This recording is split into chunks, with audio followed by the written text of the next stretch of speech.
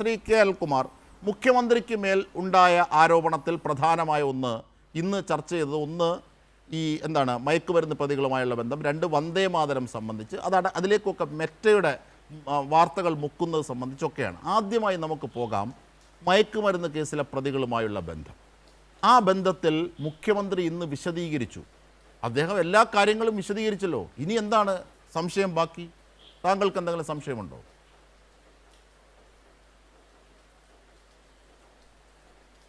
V D Satheesan ഓരോ ദിവസവും എന്ന പോലെ തുറന്നു കാട്ടപ്പെടുക. ബഹുമാനപ്പെട്ട മുൻ മുഖ്യമന്ത്രി സഖാവ് പിണറായി നിയമസഭയിൽ തന്നെ അദ്ദേഹം മുഖ്യമന്ത്രിയായിരുന്നപ്പോൾ വ്യക്തമാക്കിയത് വി ഡി സതീശൻ കാപട്യത്തിൻ്റെ ആൾരൂപമാണ് എന്നാണ്. അത് ഓരോ ദിവസവും എന്ന പോലെ കേരളത്തിലെ ജനങ്ങൾക്കാകെ ബോധ്യപ്പെട്ടുകൊണ്ടിരിക്കുകയാണ്. ഇവിടെ തന്നെ ഞാനൊരു തീയതി പറയാം. 2025 മാർച്ച് 22-ന് കോഴിക്കോട് ഗോകുലം എന്ന് പറയുന്ന റിസോർട്ടിൽ വെച്ച് വി ഡി സതീശൻ ഒരു പരിപാടി സംഘടിപ്പിച്ചു. ഒരു വിരുന്നാണ്. അതിൽ ഈ ലഹരി ഉപയോഗിച്ച കേസിൽ ഇപ്പോൾ പിടിയിലാക്കപ്പെട്ട വ്യക്തി അവിടെ വന്നിരുന്നോ? നിങ്ങൾ നവകേരള സദസ്സിൽ കരികുട് കാണിച്ചു, ഒരാൾക്ക് തല്ല് കിട്ടി. ആ തല്ല് കിട്ടിയ ആളെ അവിടെ പോയി ഒന്ന് കണ്ടു. ഞാൻ എന്ത് ചെയ്യാനാ വേറെ? ഈ വ്യക്തി എന്തിനാണ് 2025 അവിടെ വിളിച്ചുകൊണ്ട് പോയത്? അടുത്ത ചോദ്യം, V D Satheesan team UDF എന്ന പേരിൽ ഒരു സോഷ്യൽ മീഡിയ പ്രൊഫൈൽ നിർമ്മിച്ചത് 5 പേരാണ്. ആ 5 പേരിൽ 3-4 പേര് ഇപ്പോൾ ലഹരി കേസിലെ പ്രതികളാണ്. അപ്പോൾ ലഹരിക്കടത്തെന്ന് പറയുന്നത്, രാസലഹരിക്കടത്തെന്ന് പറയുന്നത് മൊത്തക്കച്ചവടം ചെയ്യുന്ന ഒരു ടീം വി ഡി സതീശൻ്റെ സോഷ്യൽ മീഡിയ ടീമിൻ്റെ ഭാഗമായി പ്രവർത്തിച്ചു. അതിൻ്റെ വീഡിയോ ലഭ്യമാണ്. ആ ടീം എങ്ങനെയാണ് മുൻ മുഖ്യമന്ത്രി സഖാവ് പിണറായിക്കെതിരായിട്ട് വ്യാജ പ്രചരണങ്ങൾ നടത്തിയത്? രാഷ്ട്രീയമായി ഈ രാസലഹരിയുടെ പ്രതികളെ, നിങ്ങൾ രാഷ്ട്രീയ എതിരാളികളെ തേജോവധം ചെയ്യാൻ വ്യാജമായി മറഞ്ഞിരുന്ന് ഉപയോഗിച്ചത്, അതിപ്പോൾ പുറത്തു വന്നിരിക്കല്ലേ? മൂന്നാമത്തെ കാര്യം, പെരുമ്പാവൂരിൽ വെച്ച് നവകേരള സദസ്സിൽ വെച്ച് അതിൻ്റെ ആ മന്ത്രിമാരുടെ വാഹനം പോകുന്ന ഘട്ടത്തിൽ ഈ മാന്യൻ കരികൂട് കാണിക്കുന്നുണ്ട്. അത് കഴിഞ്ഞ് പോലീസുകാർ വന്ന് ഇദ്ദേഹത്തെ പിടിച്ചുകൊണ്ട് പോകുന്നതും കാണുന്നുണ്ട്. വാഹനത്തിൽ വീഡിയോ അദ്ദേഹം എടുക്കുന്നുണ്ട്, സെൽഫി എടുക്കുകയാണ്. അതിനുശേഷം അദ്ദേഹം അത് പോസ്റ്റ് ചെയ്യുകയാണ്. ഇതിലെവിടെ മർദ്ദനം? സതീശൻ പറയുന്നത് മർദ്ദനമേറ്റ് ഭീകരാവസ്ഥയിലായി, അപ്പോൾ അയാളെ വിളിച്ചു. അത് കഴിഞ്ഞോ അയാൾ തിരുമല ചികിത്സയും മുഴിച്ചിലും കഴിഞ്ഞ് വന്ന് കിടക്കുകയാണ്. ഞാനൊരു കാര്യം പറയുകയാണ്, സതീശൻ കള്ളനല്ല, നുണയനല്ല എന്ന് തെളിയിക്കാൻ അയാളുടെ മെഡിക്കൽ സർട്ടിഫിക്കറ്റ് ഹാജരാക്ക്. മാത്രമല്ല, ആലപ്പുഴയിലോ മറ്റോ ഒരു പോലീസ് മർദ്ദനം ഉണ്ടായപ്പോൾ കേരളം മുഴുവൻ എത്ര കോലാഹലാക്കി. പെരുമ്പാവൂരിൽ അതുണ്ടായോ? പെരുമ്പാവൂരിൽ ഈ ക്രിമിനലുകളുടെ പിന്തുണയോടുകൂടി മുഖ്യമന്ത്രി പിണറായി വിജയൻ്റെ നേരെ ഒരു ചാനലിൽ ഷൂട്ട് ചെയ്ത് ചെരുപ്പറിയുന്ന കണ്ടില്ലേ? ആ ചെരുപ്പറിഞ്ഞ ഒരു സ്ഥലമാണത്. അവിടെ ഈ വ്യക്തിക്ക് പരിക്ക് പറ്റിയതിന് തെളിവെന്ത്? ഇയാൾ എവിടെ ചികിത്സ നടത്തിയതിന് തെളിവെന്ത്? സതീശൻ ഡേറ്റിൻ്റെ കാര്യത്തിൽ മാത്രമല്ല നുണ പറഞ്ഞത്. പോലീസുകളെ ആക്രമിച്ചെങ്കിൽ ആക്രമിച്ച പോലീസിനെതിരെ എന്ത് നടപടി? നിങ്ങൾക്ക് പരാതിയുണ്ടോ?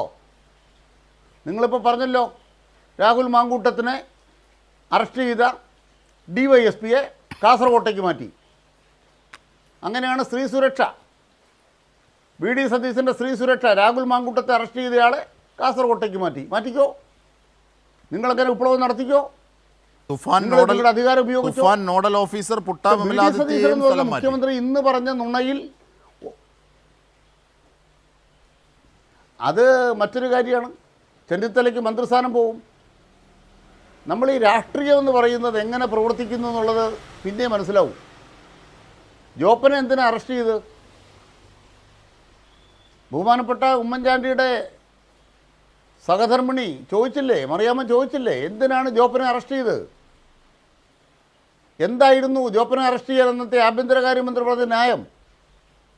ആ ന്യായം ഇപ്പോൾ പറയാമോ? അപ്പോൾ കോൺഗ്രസ് പാർട്ടി എന്ന് പറയുന്നത് അപരിചിതമായ വഴിയിലൂടെ പോവുകയാണ്. കരുണാകരനെ ഇറക്കാൻ ചാരക്കേസ് ഉണ്ടാക്കിയൊരു പാർട്ടിയല്ലേ അത്.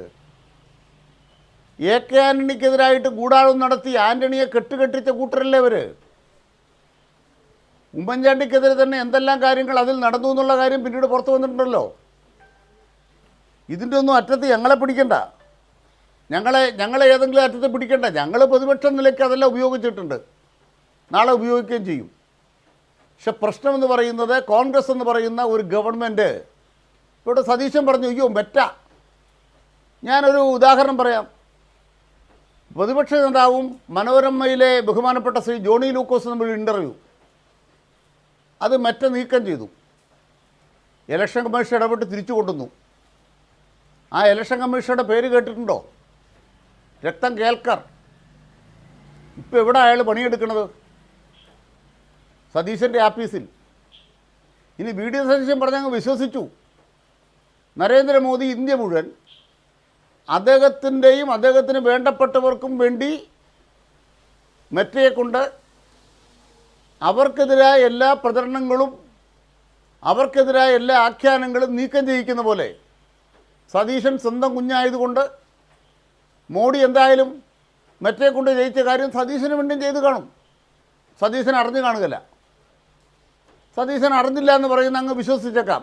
എല്ലാം നുണ പറയും സതീശൻ, ഇതിൽ കൂടെ നുണ പറഞ്ഞു എന്ന് ഞാൻ പറയുന്നില്ല. പക്ഷെ മോദി സതീശന് വേണ്ടി അതും ചെയ്തു. ഞാൻ ചോദിക്കുന്നൊരു ചോദ്യം, ഇത്രയും ഗുരുതരമായ ഒരു രാസലഹരി സംഭവം ഉണ്ടായിട്ട് കേരളത്തിലെ ബി ജെ പിയുടെ 3 പ്രതിപക്ഷ എം എൽ എമാർ മിണ്ടിയോ? ബി ജെ പിയുടെ പ്രസ്താവന ഞാൻ കണ്ടില്ല. ബി ജെ പി കേരളത്തിൽ പ്രതിപക്ഷത്താണോ? ബി ജെ പി കേരളത്തിൽ പ്രതിപക്ഷത്താണെങ്കിൽ സതീശൻ്റെ ഈ ഇടപാടുകളെ എന്തുകൊണ്ട് ബി ജെ പി ചോദ്യം ചെയ്യുന്നില്ല? സതീശൻ്റെ പത്രസമ്മേളനം കഴിഞ്ഞു. സതീശനെ പിന്തുണയ്ക്കാനാണ് ബി ജെ പി എപ്പോഴും പ്രസ്താവന ഇറക്കുന്നത്. അവിടെ കടലോരത്ത് പാവപ്പെട്ട മത്സ്യത്തൊഴിലാളി കടലിൽ പോയി അപകടപ്പെട്ടപ്പോൾ അവരെ രക്ഷിക്കാൻ സമയബന്ധിതമായി ഇറങ്ങിത്തിരിക്കാത്തവർ, അതിനെക്കുറിച്ച് അവിടെ നല്ല നിലയിൽ പ്രതിഷേധം വന്നപ്പോൾ യു ഡി എഫിനെ രക്ഷിക്കാൻ വേണ്ടി, സതീശനെ രക്ഷിക്കാൻ വേണ്ടി അവതരിച്ചത് ആരാണ്? ബി ജെ പിയുടെ സംസ്ഥാന പ്രസിഡന്റ് ഞങ്ങളോട് പറഞ്ഞു ഞങ്ങൾ തന്നെയാണ് ഹെലികോപ്റ്റർ ഏർപ്പാട് ചെയ്ത് കൊടുത്തതെന്നൊക്കെ പറഞ്ഞ് ന്യായീകരിച്ച് കണ്ടില്ലേ? അപ്പോൾ സതീശൻ ഓവർ ടൈം പണിയെടുക്കുന്നു ഞങ്ങളോട് പറയുന്നു. രേഖയില്ലല്ലോ. രാജീവ് ചന്ദ്രശേഖരനെ വിളിച്ചു പറഞ്ഞതിന് രേഖയില്ലല്ലോ. കുഞ്ഞാലിക്കുട്ടി സാക്ഷ്യം പറയുന്ന പോലെ സതീശൻ്റെ നുണയ്ക്ക് സാക്ഷ്യം പറയാൻ രാജീവ് ചന്ദ്രശേഖർ. ഇതാണ് കോലീബി സഖ്യം. തെരഞ്ഞെടുപ്പിന് മുന്നാണ് കേരളത്തിലുണ്ടായിരുന്നത്. ഇത് തെരഞ്ഞെടുപ്പിന് ശേഷം കോലീബി സഖ്യം തുടരുന്നു. ഇതാണ് കണ്ടുകൊണ്ടിരിക്കുന്നത്. അതുകൊണ്ട് ഞാൻ കോൺഗ്രസിൻ്റെ പ്രതിനിധിയോട് അഭ്യർത്ഥിക്കല്ല അപേക്ഷിക്കുകയാണ്. നിങ്ങൾ ആ പരിക്ക് പറ്റിയ അദ്ദേഹത്തിൻ്റെ വൂണ്ട് സർട്ടിഫിക്കറ്റോ മെഡിക്കൽ സർട്ടിഫിക്കറ്റോ ഒന്ന് കാണിക്കാമോ? 2 പരിക്ക് പറ്റിയൊരു വിഷ്വൽ കാണിക്കാമോ? ഈ വണ്ടിയെ കയറി വിനോദയാത്ര പോകുന്ന പോലെ പോലീസ് വണ്ടിയെ കയറി അറസ്റ്റ് കഴിഞ്ഞ് പോയ ഒരാൾ വീഡിയോ ഇട്ടയാൾ തല്ലുകൊണ്ട് അതിൻ്റെ വീഡിയോ ഇല്ലാതാക്കുമോ? വീഡിയോ ഒഴിവാക്കുമോ? ഇതുവരെ ആ വീഡിയോ പുറത്ത് വന്നിട്ടില്ലല്ലോ. അപ്പോൾ സതീശൻ തന്നെ പറയണം ഇതാണ് വീഡിയോ. ഇനി ആ ആളെ കാണാൻ പോകുമ്പോൾ അയാളങ്ങനെ കിടപ്പാണോ? ഒഴിച്ചിൽ കഴിഞ്ഞ് കിടപ്പാണോ? നമ്മളൊരു കാര്യം ഒരു നുണ പറയുമ്പോൾ ഒരു നുണയ്ക്ക് നിൽക്കത്തില്ല. നിരവധി നുണകൾ വരും. ആ നുണകൾ ഓരോന്നോരോന്ന് പറഞ്ഞ് പിടിച്ചു നിൽക്കാൻ നോക്കുമ്പോൾ അടുത്ത നുണ പറയാതെ രക്ഷയില്ലെന്നാകും.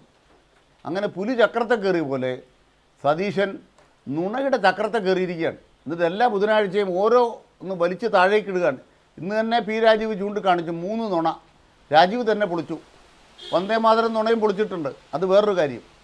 അതുകൊണ്ട് കേരളത്തിലെ മുഖ്യമന്ത്രി എന്ന് പറയുന്നത് ഒറ്റപ്പെട്ടിരിക്കുന്നു. പാർട്ടിയിലും ജനങ്ങളിലും ഒറ്റപ്പെട്ടിരിക്കുന്നു. വെറുക്കപ്പെട്ടൊരു മുഖ്യമന്ത്രിയായി 100 ദിവസം കൊണ്ട് കേരളത്തിലെ മുഖ്യമന്ത്രി മാറി. ഇതാണ് യാഥാർത്ഥ്യം.